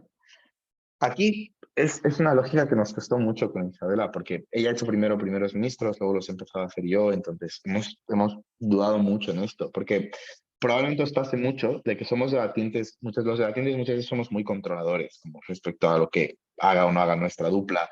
Queremos tener absoluto control de lo que vaya a aprobar. Creo que es muy importante que exista la lógica de confianza mutua, que el vice confíe en el primer ministro y que el primer ministro confíe en su vice. ¿Cómo quiere decir esto? ¿Qué quiere decir esto? El prep time, los objetivos que tenemos que llegar a es elegir a qué vamos a aprobar, cómo vamos a posicionarlo, a qué vamos a responder y a cómo vamos a presentar todo esto, ¿no? A ver. Entonces, con Isabela, por ejemplo, que acaba de entrar, hola Isabela, como algo que nos pasaba mucho era que perdíamos muchísimo tiempo en estar sentados así de, ¿cómo vamos a probar esto? Vale, sí, no, este razonamiento no me gusta. ¿Sabes? Pero perdíamos muchísimo tiempo. Entonces decidimos una lógica que es la de confianza el uno del otro. Entonces el primer ministro tiene un deber y el vice tiene otro deber. ¿Qué quiere decir? El primer ministro, para mí, independientemente, como sin depender de lo que esté haciendo, como sin tener que hablarlo con el otro, tiene que pensar en cómo va a aprobar las cosas. Yo le digo al primer ministro, ¿vas a aprobar esto? Vamos a aprobar esto y esto. El primer ministro va a pensar ya cómo va a aprobar el class de, ¿cuál era? El de, pues, con capacidad de generación de cambios. Ella va a probar cómo lo prueba. ¿Vale? El viceprimer ministro en ese tiempo va a estar pensando otras cosas, va a estar pensando respuestas posibles a gobierno en las que el primer ministro no va a participar, van a estar pensándolas en conjunto, porque 15 minutos son muy pocos, hay que optimizarlos. Entonces, ahí hay que tener confianza absoluta, no hay que cuestionar tanto al primer ministro. Yo he probado todos los métodos y al menos el que a mí más me ha servido es este, en el que tú lo pruebas, ya verás cómo, pero lo pruebas.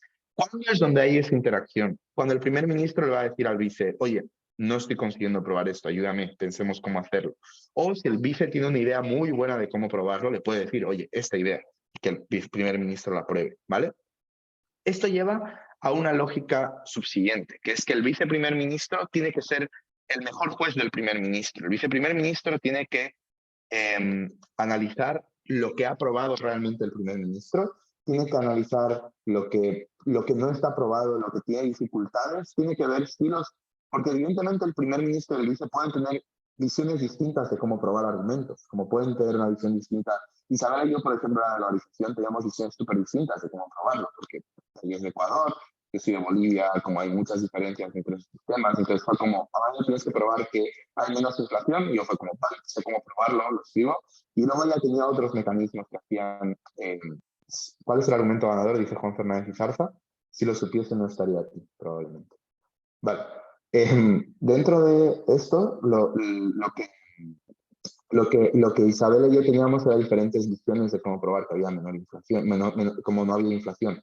Entonces, la forma en la que yo lo probaba era una y la hacía otra, y lo bueno fue que yo lo probé de una manera, ya salió en el vice, y dio una explicación mucho más matizada, nuevas formas de probarlo, que hacían mucho más sólido el argumento. Entonces, ayuda mucho, porque te ayuda a ganar tiempo, espacio mental, como ayuda a que puedas aplicar esas cosas que estábamos viendo antes, que a veces uno piensa como, ¿cómo voy a hacer si tengo que demostrar todo? Déjala al primer ministro, ¿vale? Entonces, aquí viene como, vale, viene como el otro punto relevante con respecto a esto. Ah, vale, espera, una pregunta. Vale, en Prep Time abordáis qué es posible, o sea, siempre como la mejor versión o os dediquéis a destruir al de arriba. Porque, por ejemplo, o sea, a mí me ha pasado que he visto que eres baja de Oppo, o sea, tú eres alta de Oppo, ¿vale? Y sale baja de Oppo y te acusa de no haber respondido los mecanismos de baja de gobierno.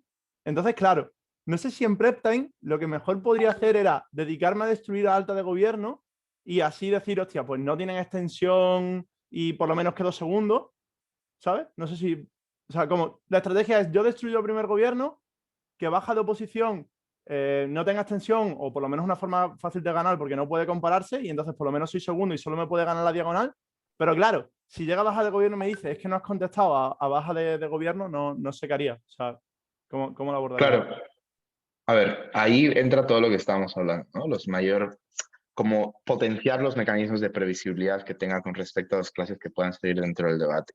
Es un poco lo que pasó en la final del UNED, ¿no? De que Alta de Oppo nunca pudo responder a los 10 mecanismos de psicología positiva de baja de gobierno, y eso dificultaba su victoria, ¿no? Entonces, ahí es prever al máximo y yo ahí os doy una recomendación que también está en un taller, justo el mismo taller de verdad, como no pruebes cosas, como no pienses voy a quemar a mi alta, voy a probar un montón de cosas. No salgas a probar 10.000 cosas porque ocurren dos cosas. Primero, que da relevancia implícita a esas cosas. Le dices al juez esto es importante, si yo lo intento probar, eso es importante y si lo intento probar, pues probablemente tenga como X consecuencias que yo estoy asumiendo que son importantes. Entonces, si sale mi baja y yo no le consigo probar, porque he intentado probar 10 cosas en un discurso de 7 minutos, ya mi baja tiene una forma de decir, alta identificado que esto era importante, yo lo extiendo y te explico por qué es importante y ya te van a ganar muy fácilmente. Si yo simplemente omito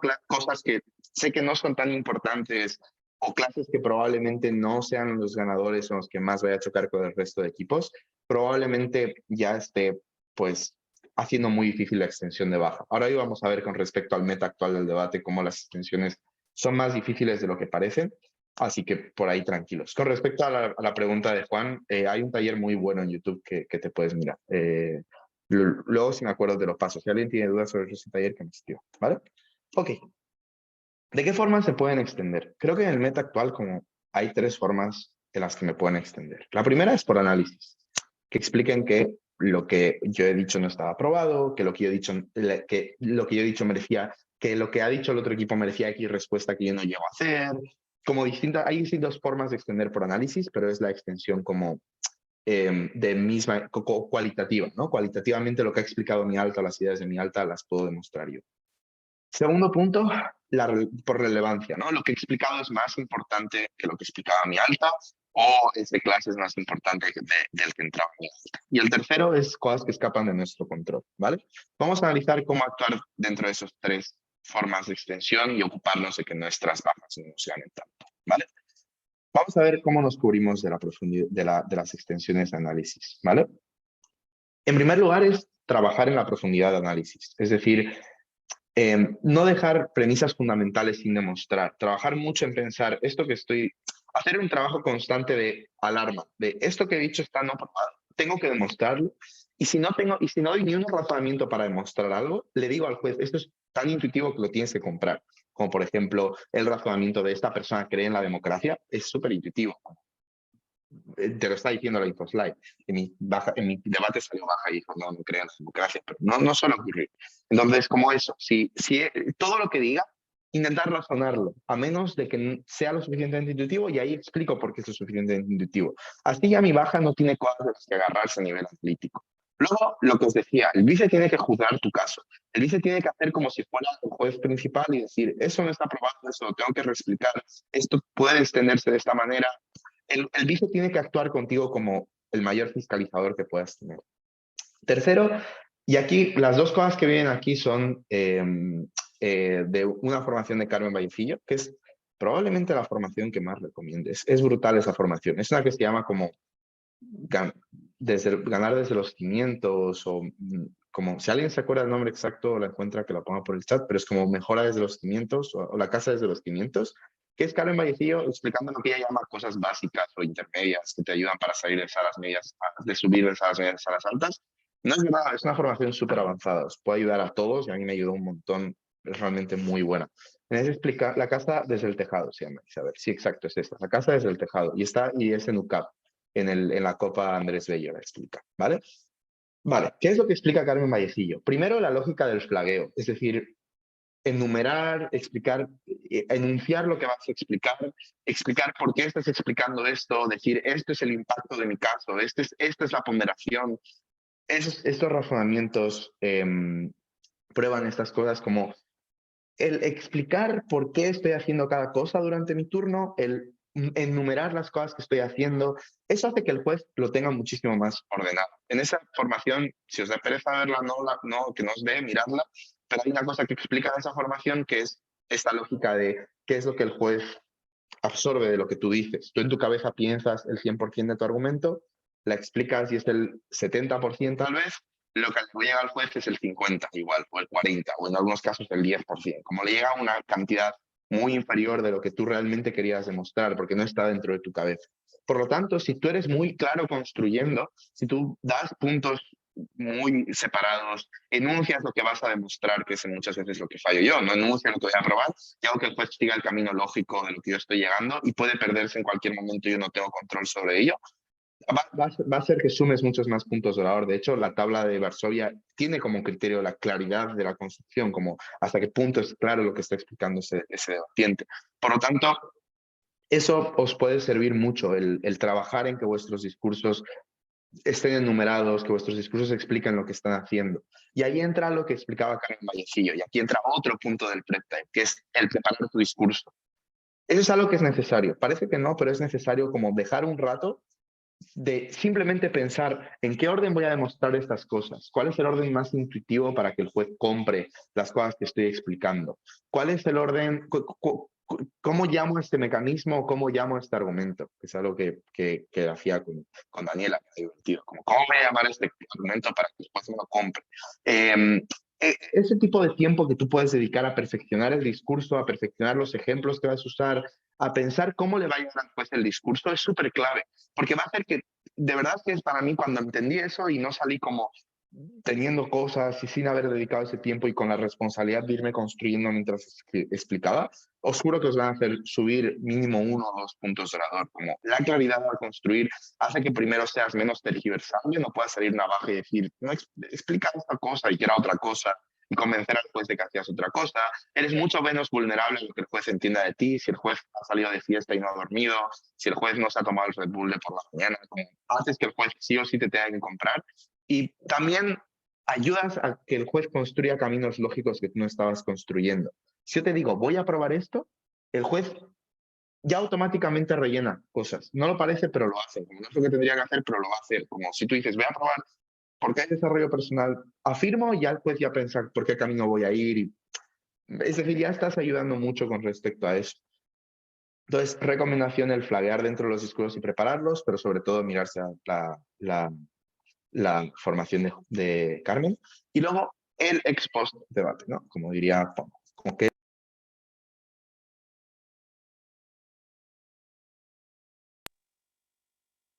Perdón, se me ha muteado, no sé por qué el micro. Vale, se me escucha, ¿no? Es que no sé por qué se me ha muteado. Si alguien puede confirmar por el chat, como sí. Perfecto. Ok, pues, ¿qué hago después del debate con respecto a esto? Es muy importante pedir feedback. Cuando yo siento que me han extendido por análisis y que realmente no me extendían por análisis, pedir feedback al juez, como qué es lo que ha analizado que yo necesitar. Como no os sesguéis de no he perdido porque el juez me odia o el juez es muy malo. No, preguntadle. Probablemente va a tener algo que os ayude, o porque realmente no lo probabais y tuviera razón, que es el escenario más común, o porque probablemente puedas entender cómo funciona ese juez y entiendas cómo tienes que demostrar las próximas veces que te juzgue. Siempre pedir por feedback. En segundo lugar, si podéis grabar vuestros discursos, grabaros. Es decir, yo me grabo la mayor parte de discursos que hago y luego no los escucho, se los hago escuchar a gente de confianza y para que vean si lo que yo, si vea yo mismo si lo que he querido explicar realmente queda explicado como yo quería que quede explicado, si realmente, como os puede ayudar mucho. También incluso hasta transcribir vuestros propios discursos puede ayudar a que veáis como qué evoluciones hay con respecto a contenido, formas de explicar, si había un orden más intuitivo. Reanalizar vuestros discursos después y reanalizar las derrotas que tengáis es muy útil. Y para eso hay una formación de Zanza, de Juan, que está súper bien, también en el canal de la Copa Cup, que no sé por qué se la sacaron con las formaciones, tienen grandes formaciones en ese canal, y es una formación de cómo aprender de tus derrotas que es súper útil. Eso os puede ayudar mucho en un largo plazo y también para tal vez frustraros menos cuando perdáis, ¿vale? ¿Qué hacemos cuando nos ganan o cómo evitar que nos ganen por la relevancia? Aquí si nos damos cuenta, el reglamento hace complejo que se gane por relevancia. Es decir, la ponderación tiene que ser muy buena. Si yo explico algo que queda claro que está y que es importante, la baja tiene que hacer muy bien una ponderación de importancia para ganar. Gracias a Dios, para ser altas, es muy difícil ponderar. Hay pocos equipos que sean realmente muy buenos ponderando. Entonces, no os preocupéis tanto de van a sacar algo que sea. No, probablemente no consigan ponderarlo. Y si ya doy una lógica ponderativa de por qué eso es lo más importante, un criterio de suficiencia, ya voy a estar ganando. Es decir, ya va a ser muy difícil que me extiendan. Evidentemente va a haber equipos que se extiendan. Para mí va a ser una extensión que en puntos de orador igual va a tener que subir un montón. Entonces no os rayéis tanto. Hay otro punto importante que no estoy explicando. tranquilidad. Probablemente, si tú das razones de por qué el tuyo es muy importante, ya no haya dificultades en que te ponderen. Luego, elegir los choques más intuitivos lo hace todavía más difícil. Si tú eliges choques que evidentemente son los más fáciles de entender de ese debate, ponderarlos va a ser mucho más difícil. Si eliges los puntos los más poco intuitivos, que es a lo que hago yo mucho, ¿no? Elijo cosas súper contraintuitivas y debato con esas. Entonces, si eliges esos, va a ser muy fácil que una baja convenza al juez de que no se tenía que debatir sobre eso, de que eso no es tan importante o tiene otras vinculaciones. Si tú eliges lo intuitivo, tal vez no sea el mejor caso posible que podías construir, no te hagas el discurso de tu vida, pero vas a ser más sólido. Va a ser mucho más difícil que la baja salga y te gane, la baja salga y te tergiverse, porque va a ser mucho más difícil que te tergiverse. Y también guiarse mucho por el engage, como el engagement que hace mi caso con de la bancada contraria, no salir y hacer un caso que está off class, como que yo esté chocando activamente con alta de gobierno y que ambas bajas lo que tengan que hacer es sacarnos a ambas altas, que es mucho más difícil, o que si mi alta de gobierno no es tan competente, ver qué hacer, pedir que la baja haga puntos y exigir engage a la baja en esos puntos, que es algo que hacen muchos debatientes, como baja, por favor, da un punto y si vas a cambiar el encuadre, si vas a hacer esto, dilo, porque el reglamento lo pide, como os puede ayudar mucho, porque va a hacer que tengáis una mayor previsión de que no os puedan extender por relevancia. Y eso, y lo que os explicaba antes, que lo tenía aquí, os dije que os lo voy a explicar ahora para no olvidarme, no olvidar choques por mucho que la alta contraria no los haya omitido. Es estratégico decir, este es un punto importante de este debate, voy a explicar yo este clash y voy a explicar por qué lo gano, aunque aún no lo haya desarrollado el otro lado, porque probablemente puedan desarrollar, ¿vale? Y vamos a hablar de cómo, vale, vamos a hacer antes esta. ¿Cómo vamos a actuar con las cosas que escapan de nuestro control? Que esto es muy importante. Yo muchas veces me frustro mucho porque hay como veces que pierdes, eres alta por algo que no tenías control.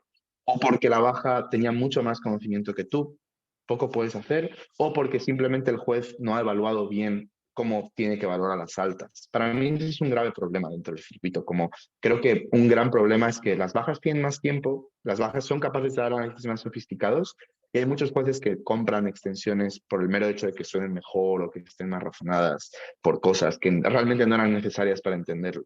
Para eso no tenéis control, como no podéis hacer nada para que si un juez adjudica mal el debate. Porque probablemente pueda ocurrir, a todos nos ha ocurrido y a todos incluso juzgando nos ha ocurrido. Entonces, no os muráis por eso, no os frustréis demasiado porque eso os ocurra. Probablemente con el mejor juez posible os hubiese ido bien eso que habéis hecho, esa estrategia funciona.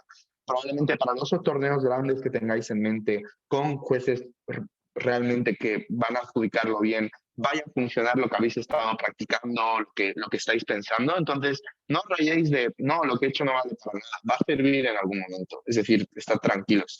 Y sobre todo lo que os decía antes, profundizad las causas de la derrota, pensad bien, tal vez no he sido todo lo claro que tendría que haber sido, porque probablemente te van a juzgar más esos jueces. Lo que os decía del taller de Juan, de intentar pensar en qué cosas podría haber hecho mejor que han hecho que esto no haya funcionado.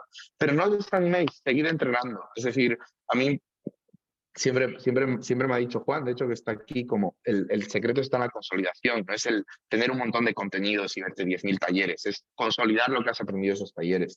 Entender y aplicar las lógicas que vemos en este taller o que vemos, por ejemplo, hay otro taller de Sebastián Z de Altas que está muy bien, de lo que aprendemos de otros talleres probablemente nos sea útil de cara a un largo plazo si lo aplicamos durante un buen tiempo. No va a sernos útil el primer día. Tenemos que entender y meterlo dentro de nuestra caja de cosas como debatiente, ¿no?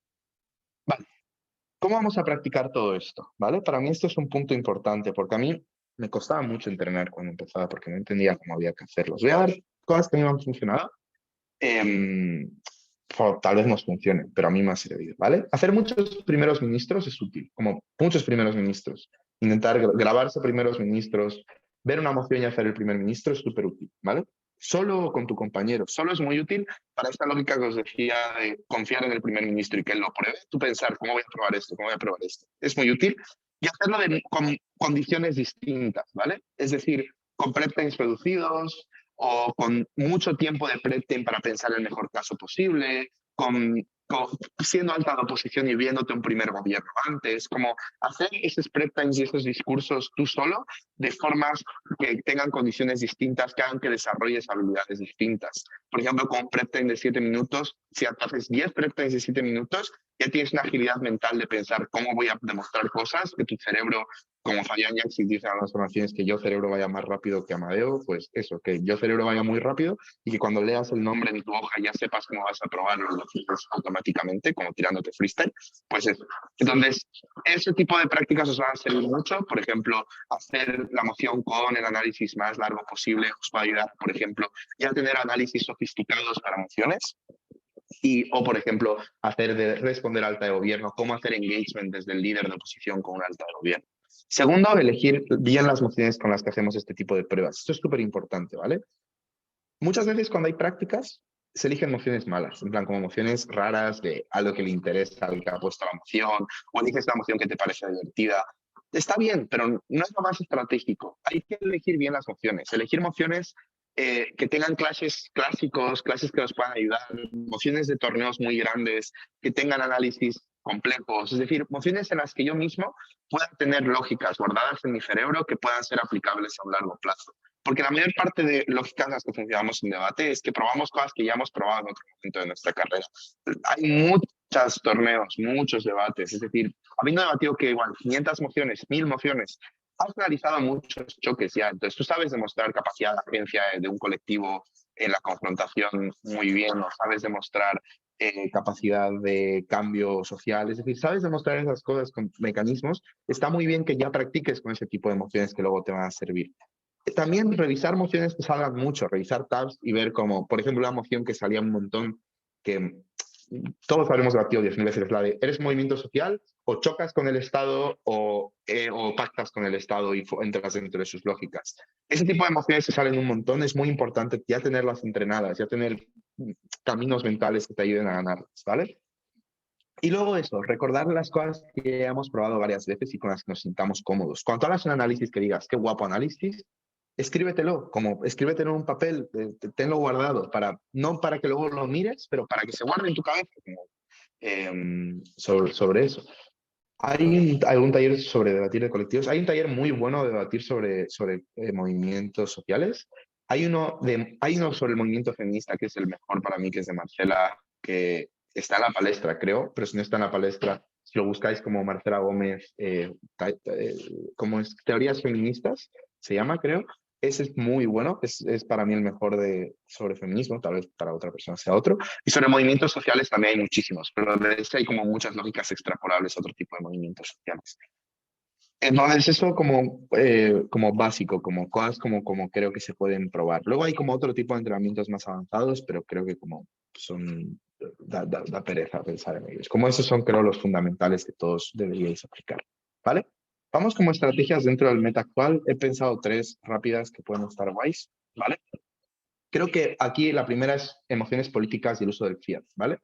Aquí hay el taller de Sebastián Z en esta misma plataforma sobre primeros discursos analiza muy bien el tema de las emociones políticas, es decir, da muchos puntos de cómo modelar. Es un taller más focalizado en la construcción del caso, como qué tengo que explicar en la construcción de mi caso. Entonces ahí mirároslo, hay muy buenos razonamientos de qué modelos tengo que construir, de dónde puedo ver modelos útiles que extraer las lógicas fundamentales.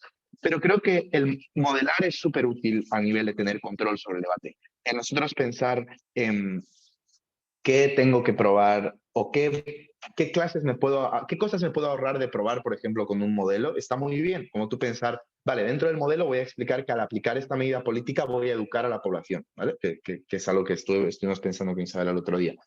Si tú pruebas esto en el modelo, que ya te lo tienen que comprar por sí, porque con el fiat que tienes lo has hecho, ya estás teniendo que no demostrar por qué es plausible que eso se haga, ¿sabes? Entonces ya estás teniendo ese impacto y simplemente es una lógica de ponderar ese impacto con respecto al otro lado, explicar, pues eso, ¿no? Ponderar. Entonces, el modelar es súper útil. También es útil para no embarrar el debate, como para ver cómo se va a ver traducido en la realidad la medida que vamos a proponer, qué implicaciones va a tener, dónde se va a aplicar, con qué número de personas. Es súper útil. Miraros el taller de Sebastián Z porque está súper guay.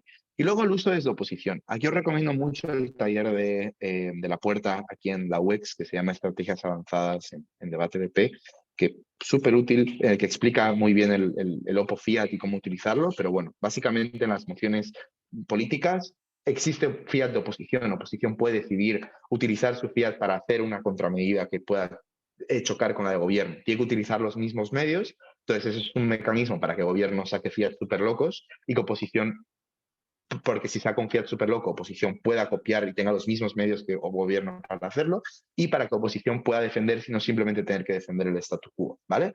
Entonces, os doy un ejemplo de esto. La moción de esta que haciendo la UE aplicaría el salario mínimo universal. Esta salió en la Regenta. Y para mí, desde oposición, tienes dos posturas. Una en la que no haces nada, dices, no aplicaría esta medida y porque es malo el salario mínimo universal. O una en el que modelas un contracaso en el que dices, por ejemplo, el choque de la moción del round robin, ¿no? De salario mínimo universal versus asegurarle el acceso a un trabajo a todas las personas. Si os damos cuenta, tú ahí tienes que pensar bien qué estrategia quieres seguir. Porque si tú no dices nada, probablemente el gobierno pueda explicar sobre los pobres y situaciones graves de falta de desarrollo dentro de la UE. Entonces, yo tengo que dar esfuerzos argumentativos de por qué esas situaciones de los pobres no son tan graves o tienen otras formas en las que se lidia dentro de la realidad. Pero si yo lo que hago desde alta de oposición es explicar un modelo que excluya ese clash y ese modelo es más estratégico, también restringo el espacio que tiene el gobierno. Porque primero, puedo descartar parte de su argumentación. Tú descartas ya esos 5 minutos que dedicó alta de gobierno a explicar por qué están mejor las personas pobres y tengo que direccionar su argumentación a otro clash. Por ejemplo, si tú haces eso desde oposición, tienes que guiar el clash a por qué el trabajo en sí es negativo, es decir, a puntos más marginales o donde tengo yo más control sobre ellos. Entonces, utilizar el Fiat desde oposición puede ser útil. Razonar bien cuándo lo utilizamos y cuándo no, pero utilizarlo es bastante estratégico. Entonces, esto, leeros bien el manual, miraros la formación de la puerta, porque creo que os puede ayudar bastante. Y en tercer lugar, el tema de los casos reciclados y cómo aprovecharlos, ¿vale? Hay muchos equipos que debaten a base de casos reciclados. Está bien, no está ni bien ni mal, puede salir bien, puede salir mal, depende de cómo lo apliquen. Hay equipos que son buenísimos haciendo eso y que extraen lógicas de otros equipos y las usan de las mil maravillas, y hay equipos que los usan peor.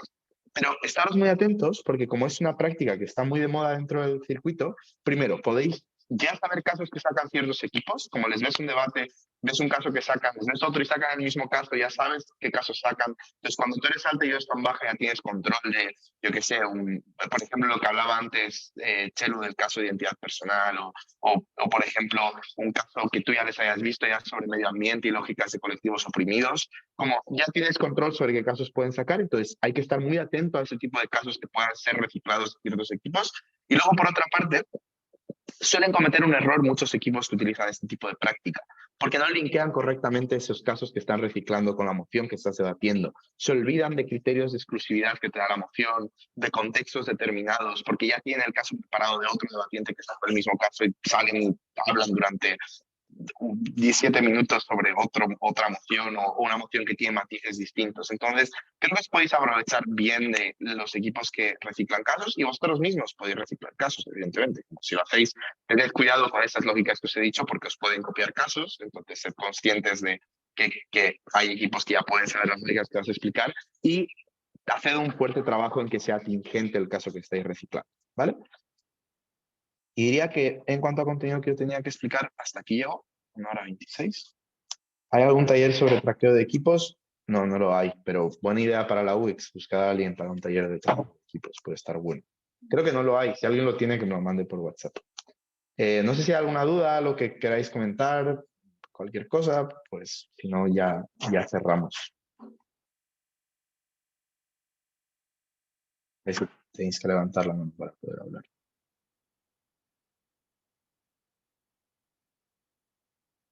Ahí, he dibujado en la pantalla sin querer. Vale, a ver, esperaos, que tengo aquí varias cosas.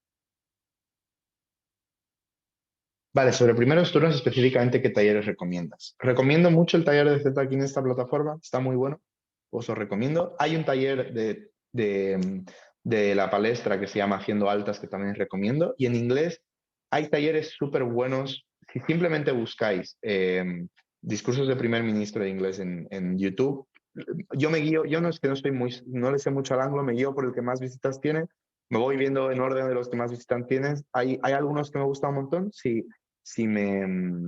si me escribís por WhatsApp os lo puedo mandar, que os tengo una playlist y os pueden servir.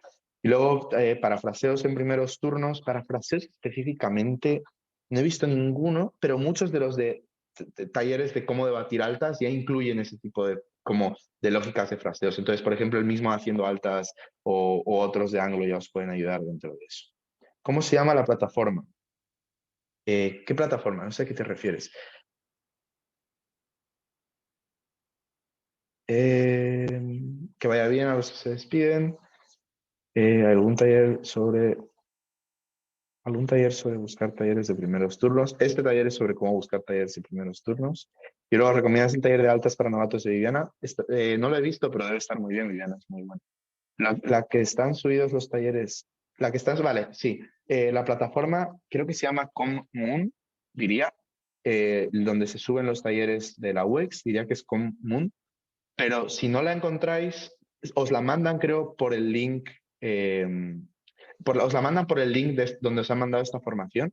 Y si no la encontráis igualmente, buscad Reputación Efectiva de Juanito Hincapié. Os lo miráis entero porque es muy bueno y luego le dais al canal que hay debajo. Y ahí pues tenéis todos los talleres de los que hemos estado hablando de la UX. Y luego hay otras plataformas como la Palestra que son súper útiles. Luego en inglés está la plataforma de entrenamiento de Manchester que está muy buena. Astana también tiene un canal muy bueno. Hay varios canales que tienen talleres muy, muy chulos. Si vais a la Palestra, vais a listas de reproducción y hay talleres en español y talleres en inglés y ahí tenéis un montón de listas de reproducción y talleres que os pueden servir de utilidad. Y están en YouTube, sí. No sé si hay alguna pregunta más. Si tenéis igual cualquier duda, os voy a dejar, voy a decir mi número, ¿vale? Si tenéis dudas, voy a escribirlo por el chat y lo voy a decir a la cámara por si alguien se ve el taller luego y me quiere escribir. Mi número es 622-650-621. Sí, lo digo a la cámara. Si alguien me quiere trolear, pues que me trolee. Sí, ya me llaman de Somalia todos los días, no sé por qué. Entonces, si alguien me quiere llamar, pues eso, ahí tenéis mi número. Y eso, agradecer mucho a todos los que habéis venido. Espero que os haya sido de utilidad el taller. Agradecerle a la UX, pues toda la plataforma y todos los talleres que han subido y todo lo que han hecho por el circuito. Perdón, lo que he hecho ahora era para borrar las rayas rojas, pero no he podido. Todo lo que hace la UX por el circuito, porque sus talleres realmente son muy buenos, y todas las personas que han participado, Pablo, Chelo, etc. Y la oportunidad de haberme dado de aquí. Y bueno, desearos suerte a todos. Espero veros pronto en torneos y que vaya muy bien. Gracias. Vale, tengo que poner...